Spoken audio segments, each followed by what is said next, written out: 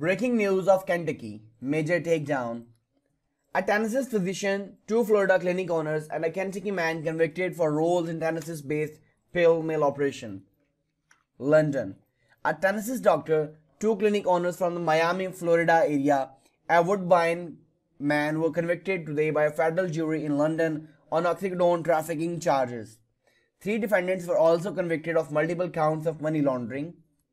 After 3 days of deliberations following a 4-week trial, the jury convicted Timothy Gowder, 71, from Chattanooga, Tennessee, Anwar Mithavayani, 55, and the P. Tyndale, 47, clinic owners from the Florida of conspiracy of distribute oxycodone and oxymorphone. James Bradley Combs, 41, from Woodbine, Kentucky, was convicted of possession with the intent of distribute oxycodone. One defendant, Gary Moore, 67, from Chattanooga, Texas, was acquitted.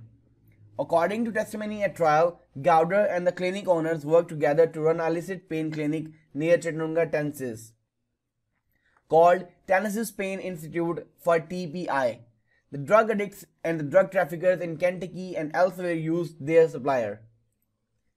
The evidence further revealed that after the Tennessee Department of Health investigated TPI's doctors and federal law enforcement executed a search warrant at TPI, clinic owner Tyndale and the Mithavayani opened a new pain clinic in the North Carolina to cater to the same Kentucky population. Gowder was indicted in May of 2017, while Mithavayani, Tyndale, and the Combs were indicted in the January of 2018.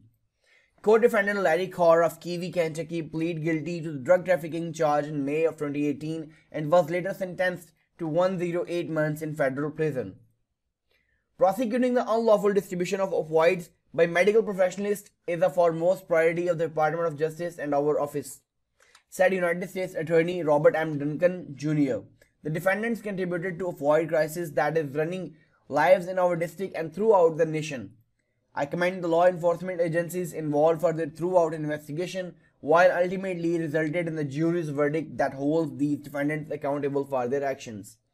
U.S. Attorney Duncan, Special Agent in Charge D. Christopher Evans of Drug Enforcement Administration's Louisville Field Division, Special Agent in Charge Matthew Lyon of Internal Revenue Services, Criminal Investigation Division Andy Beshear, Kentucky Attorney General, and Richard W. Sanders, Commissioner of Kentucky State Police, jointly announced the convictions.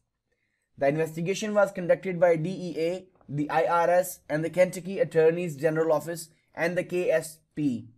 The U.S. Attorney's Office was represented in the case by Assistant U.S. Attorney George Rosenberg. The court will set a date for the defendant to appear for sentencing. Combs faces a maximum sentence of 20 years in prison.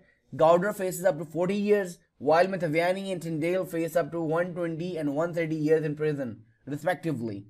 However, the court must consider U.S. sentencing guidelines and the applicable federal statutes before imposing a sentence. We want to thank all the brave men and women who had dedicated their lives to keeping our country safe. God bless America. When you share to your friends, you greatly help distribute our content. Please take a moment and consider sharing this video with your friends and family. Thank you. We appreciate it.